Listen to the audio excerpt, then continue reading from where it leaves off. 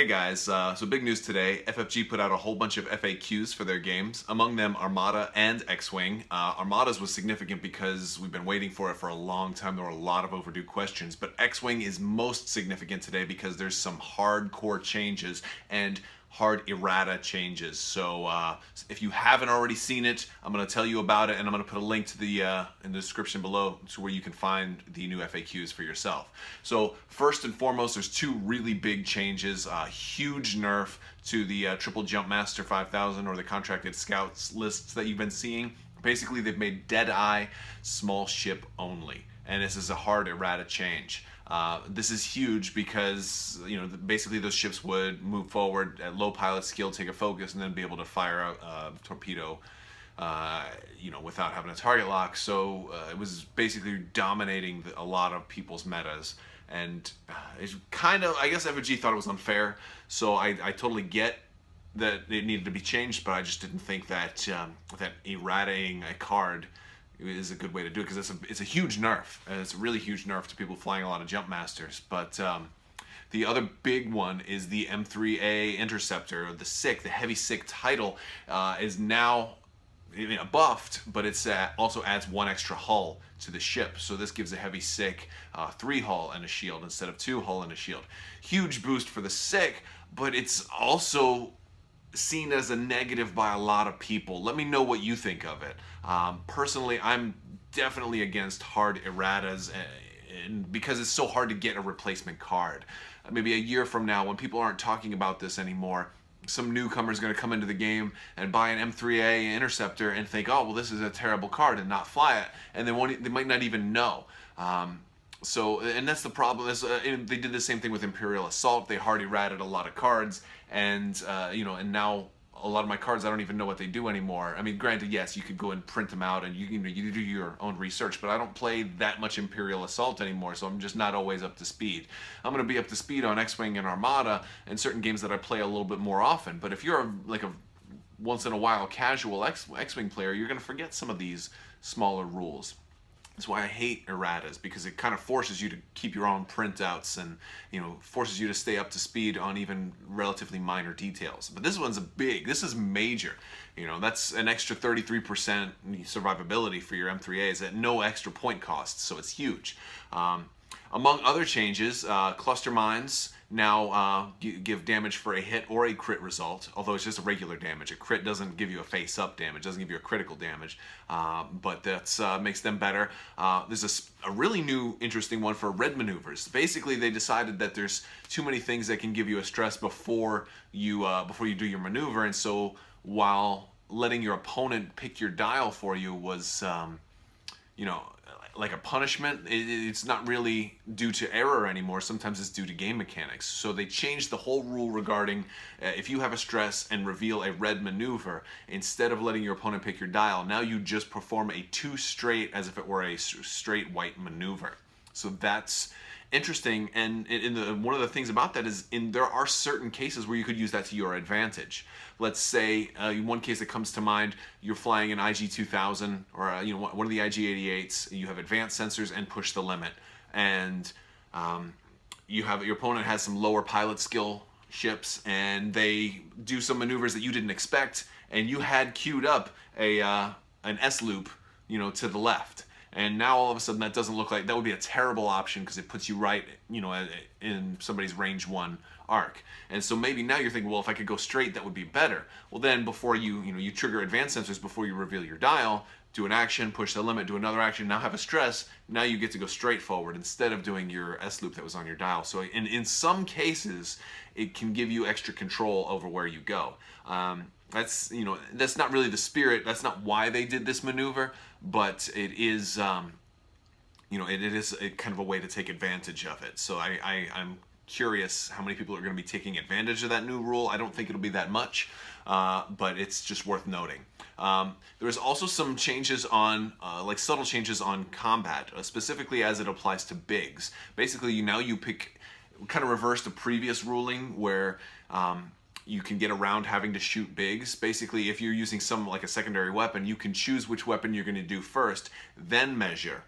So, for example, if you've got some X-Wings that are like range 1, like Biggs is close to you at range 1, and then Wedge is behind him at range 2. You can say, all right, well, I'm using my proton torpedo. Now it can't target Biggs because he's at range 1, so now I can go ahead and pick, you know, somebody right behind him at range 2. So that's so you basically choose the weapon first. So that's interesting. Another thing that came out in multiple FAQs, and this isn't just unique to X-Wing, because I did notice this in the Armada FAQ as well, is 3 big categories called open, derived, and hidden information. Basically, I don't know if this is, you know, telling you that something new is coming to X-Wing specifically, or if it's just general for all of FFG's games, but it's very interesting. Basically, they're officially categorizing 3 different categories of information. Open information is classified as basically anything that's you can see on the board, like how many shields does your ship have, or any information that could be publicly known, like what maneuvers is that Y-wing? Does that Y-wing have a 4K or a 3K, or what, you know, what kind of K turn does that Y-wing have? And basically, you're allowed to have access to this information. Your opponent can't like stop you. So if you if you're trying to find out, like, hey, what is, you know, for example, what kind of, you know, do you have a green 2-turn or whatever, they have to tell you. Or if you ask somebody, they can't like call a judge, hey, he's asking, you know, he's trying to find out what kind of maneuvers my ship has. No, it's legal for you to know that. Derived information is similar, but it's basically stuff that you could arrive at, conclusions that you could arrive at. For example, if two critical hits came up, you know, let's say blinded pilot or whatever already came out of somebody's damage deck. Now you know that, oh, well, because 2 already were shown, that means there's no more in your deck, right? And so that's, you know, that's derived information. That's also available to people.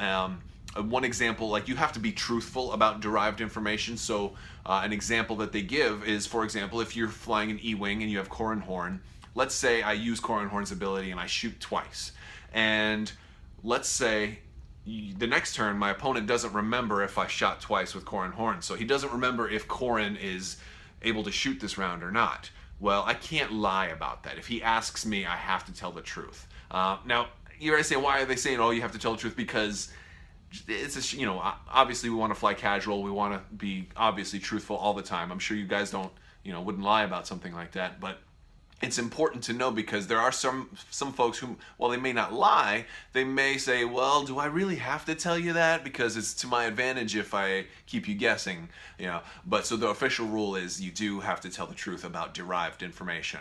And then the last category is hidden information. Hidden information is something that, you know, somebody else couldn't know. Like, for example, they couldn't look at your maneuver dial. That's hidden information, unless a game mechanic specifically allows them to. So if they've got an intel agent, if they've got some kind of card that says, oh, look at an opponent's maneuver dial, oh, okay, well, then you can look at that. Now, hidden information that says, I can tell you hidden information, but I don't have to be truthful about it. So that's the part that has people really wondering what's going on, because there really isn't much hidden information in X-Wing right now, at least that you would consider bluffing about. There are no like cards in your hand. There is no bluffing. There's no bluff mechanic built into the game. So people are wondering if there's going to be a bluff mechanic that gets built into the game. I don't think that if so, I don't think it's coming right away, because I've seen it in multiple FAQs. I think it's more of a blanket statement for all of FFG's products, because many games do involve some type of bluff mechanic, and in the spirit of sportsmanship and in proper gaming, I think that's why they outlined all 3 of these: what's public, what's open, what's derived, and what's hidden. And so again, I'm going to put the link in the description below for where you can find all of this information. But to recap, the 2 biggest changes in my mind are the Deadeye nerf to making that small ship only, and then the Heavy 6 title giving an extra hull to the M3As. I've actually been flying M3As lately, and I really like them, even as they are. So this is like a huge buff to me. I'm just not happy about not having it on the card. Like, I really, really hope for the next like year, all these cards that have hard errata, like, that's the participation prize for everybody. Like, I hope if you play X-Wing and you go to events, you end up with like so many of these printed out cards that you're giving them out to your friends. You're like, here's the new card, here's the new card, because they need to flood the market with these things. Just that would make me feel a little bit better about it. But what do you think? How do you feel about hard errata? What do you think about these new FAQ changes? Do you think the M3A SIC is fixed now? Or do you think that it means, oh, well, now we're not going to get an M3A fix in a huge ship or an Aces pack or a Scum Veterans or something like that? Or do you think maybe we are going to get it, but it's just going to be different ships? You know, with Star Viper is very possibly, the Kirax is very possible. So let me know what you think about that. What do you think about this whole FAQ situation? And as always, guys, thank you so much for watching. Please subscribe and give me a thumbs up and leave a comment. Have a great day.